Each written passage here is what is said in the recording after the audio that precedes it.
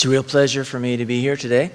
I know the Waban Tribal Council did the land acknowledgement, and as obvious as is always the case, that's a very important thing to start your ceremonies with, and of course acknowledging what the Indigenous people, the First Nations, have meant to the mining industry across Ontario, and especially in places like Timmins. My topic today is Indigenous partnerships and critical minerals forum. Indigenous partnerships are of course what this is all about. Canada Nickel was just up first, or the last I should say, and the partnerships that they have developed with their First Nation partners are really a model of how to do things properly in relation to Indigenous partnerships. I want to talk about what the province is doing, the type of the partnerships that we have in place. And if Glenn or somebody can I fold this down? Is that gonna? Yeah, okay.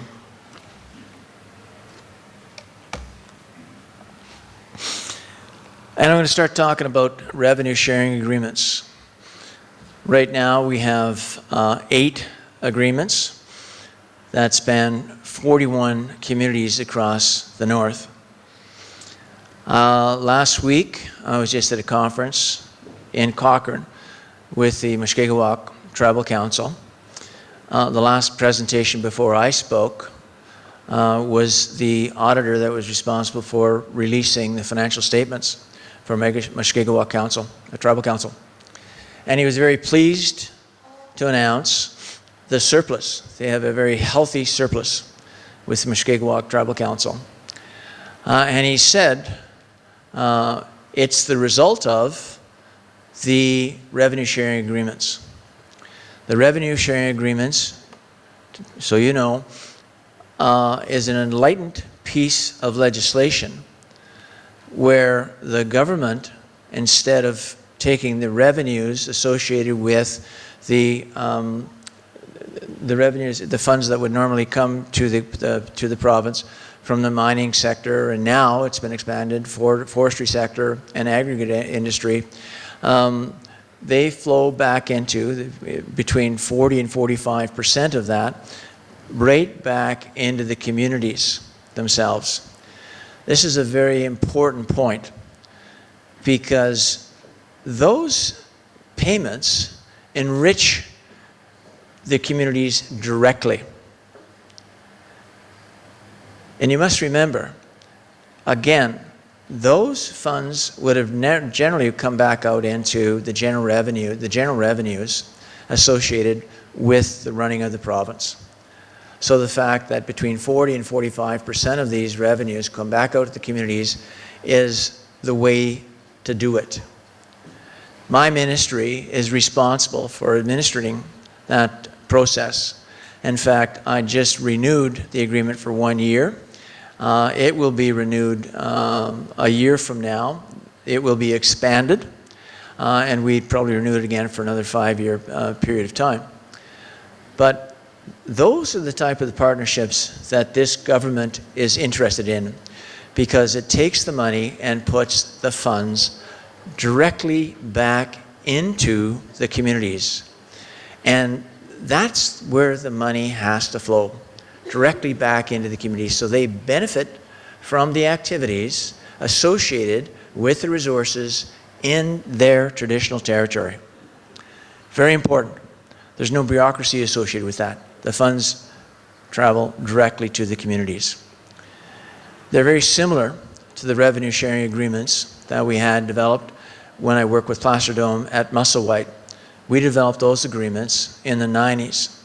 When I was president and CEO of Plasterdome Canada, we changed them from basically a type of MOU agreements to revenue sharing agreements, to the point that there's 5 signatory nations to that to the Musselwhite agreement, and I know communities like Kingfisher Lake have received, and this is comes from directly from MPP Saul Mamakwa, over $800,000 this year alone for Musselwhite. These are funds that transform communities. They enrich the communities. When I was serving with W Resources Incorporated, and that was the commercial entity of Waugashing First Nations, by the time we left there, Waugashing First Nations had a surplus of $23 million. And what did they do with that? They built homes. The communities benefit directly. And you can imagine how empowering that was and is. You don't have to go back out to the federal government and get funds to upgrade your housing stock. And I'll tell you, I haven't been there for about probably 7 years, but the houses that they were building were beautiful. And quite frankly, that's a beautiful community. And it's that type of empowerment that these type of arrangements make and give to the Indigenous communities and the First Nations communities. I endorse them 1,000%. The other thing that happens when these funds directly go right back into these communities, they start building their own businesses. With Waugashing, it was a diamond drill corporation, Black Diamond Drilling Corporation. We started off with 1 drill. I think they're up to 3 drills right now, 100% owned. Take a look at the TTN. They will own that transmission line. They're also involved in a number of other organizations as well that they own 100%. And the result of that is, again, very empowering. Chief Bruce Archibald, he's the chief. His older sister is Roseanne, and she's the Grand Chief. And she will tell you that before endorsing the development of their lands, the unemployment rate was 85%. Now it's less than the national average. So what happens? The communities and the people prosper as a result. In the Ring of Fire, I've been lucky enough to meet a few of those communities, and the chiefs that are in charge of the environmental assessment process associated with building the roads to the Ring of Fire will tell you they're doing it to see their communities prosper. They want to see their children stay in the community. They want to see them finish their education in their community, and they want to see their communities grow. And that's what happens with partnerships. The communities thrive. They become healthy. They become vibrant. And that's the exercise, and that's the purpose of all of these revenue sharing agreements and partnerships. It's to empower the First Nations people to do what they want to do with their money to develop their communities and to develop their people, as it should be. The Indigenous people, as you know, are the highest. They have the highest percentage of employment in the mining industry. So I want to talk a little bit more about the partnerships.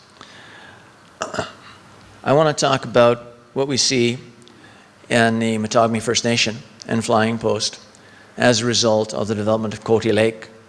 Cote Lake was a project that took 17 years to get over the hurdle to be developed. That's a farce. That's a tragedy. That's a project that will have probably a critical mass of over 20 million ounces of gold. That's a world-class deposit. It never should have taken that length of time to get permitted. So what do you see on the ground right now? You see that company spending $2 billion to build that mine, employing 1,600 people in the construction phase, and the result of this is, from an environmental point of view, you don't even discharge water. No environmental effect at all, because that's what the miners of today do. They do it correctly. And in the partnership, you've got Matagami First Nations and Flying Post.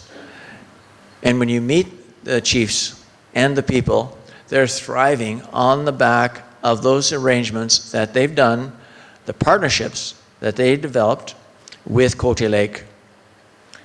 And you can see it in their communities. You can see it in the people. Because finally, they get a chance to control their own destiny because they have a say in the development of their minerals in their traditional territories. All in the back of the duty to consult. The duty to consult was first penned in about, I think, 1982, and it has caused some confusion. And the result is, when you're working with parties that get it, the result is very prosperous communities. And again, I'll go right back to Canada Nickel, that knows how to do this. They know how to do it, and they're doing it very successfully. And again, the progressive communities like TTN, they've again developed their own companies that they'll own 100% of, and with that, they'll expand into really any other area that they want to, on the back of the duty to consult on the resources on their traditional territories. It's very, very, very empowering. And this government and this ministry is completely dedicated and to that duty to consult. It is our business. It's our belief. It's the core of what we do in this ministry, the Ministry of Mines. It's not only in the Timmins area. Valley's Copper Cliff deep mine expansion project is another great example of partnerships. Again, I was very honored with the Premier at the opening of this project, and the local First Nation leadership, including Gima Agnes Toulouse from Sagamo First Nation, has created their own construction company, has several mining-related services and contracts, including an agreement with Valley for hauling at Valley's Totten mine. These are the types of businesses that you can transfer to any other operation, not only in Ontario, but across the country. We have a company that is in Timmins right now, and they're an Albertan company, and I think they have about 300 people employed. They've got a major civil engineering contract, and they're on the Cote Lake. And that company is owned 100%, it's 100% Indigenous owned from Alberta. So these skills are transferable. The communities and the nations get richer. Their standard of living increases. They prosper. And that's, again, what you want to see with Indigenous partnerships. I want to talk about the duty to consult.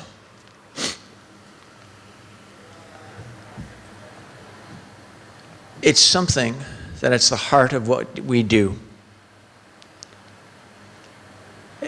All companies, mining companies, exploration companies, know that they must do this for all the right reasons, because you know what it's going to result in. It's going to end up with a healthier, more prosperous communities and First Nations all across the north and in all of Ontario. Our government is completely committed to that, the duty to consult. I'll be talking more about this tomorrow at an address, but our Bill 71, there's two things you must remember about that. Not a word is changed in the new bill and the old bill on two very important points: the duty to consult and Ontario's environmental regulations. We are committed to this. And one of the reasons why is because this is where I'm from. I was raised in South Porcupine. My father was born in a house behind the Dome mine in 1920.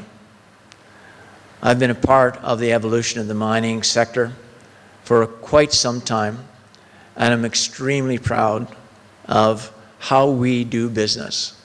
I was recently involved with the Canadian Mining Hall of Fame, and I've talked about Jim Cooney.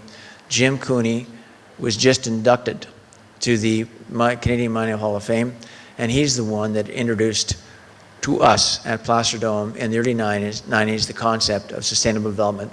And we learned our lessons, and we've lived our lessons. And we're all very proud of the fact, as miners, this is how we run our business right now. We are, quite frankly, the best. I can't emphasize how much the revenue sharing agreements mean. So there's other partnerships that we have within the government. We have the Ontario Aboriginal Participation Fund, APF, and that was developed to support capacity of Indigenous communities to participate in regulatory processes under the Mining Act. We fund that, because if you don't build capacity, you are destined to fail. These are very important partnership projects that the government supports and are invested in. I want to talk briefly about the Ring of Fire. We've put away $1 billion towards the development of that Ring of Fire for roads, but also broadband capabilities, as well as to build capacity within all the communities so that, in fact, they will benefit from that development. And at the heart of that, of course, is the duty consult of environmental regulations. And it's not the Indigenous people, it is not to say that the Webcay and Martin Falls are involved. They're in the heart of it. They are leading the duty to consult in their communities in that area. Imagine that, how empowering that is, that process is being controlled 100% by the Indigenous people in that region. This is something the province believes in. It's what I believe in. And my friends, the industry will be stronger because we're doing the right thing. And we're doing the right thing in relation to the involvement of the First Nations people. I'll talk briefly about the critical mineral strategy. Critical mineral strategy is designed to marry the mineral process, the mineral potential in Northern Ontario with the mining sector, the manufacturing power in Southern Ontario. We'll secure the supply chain because of that critical mineral strategy. It's got a number of very important points. A big part of that plank is what it means to ensure that the Indigenous people prosper because of that strategy. The critical mineral strategy is incredibly important when I talk about securing the supply chain. The geopolitical tensions, you just saw the Russians bomb the dam that flooded the Ukraine. This is not going to go away. It's going to get worse. And quite frankly, we have to secure the supply chain in this very, very important time. I see that my time is over. That's a quick 20 minutes, but hopefully you've got some questions, and I'm prepared to answer them.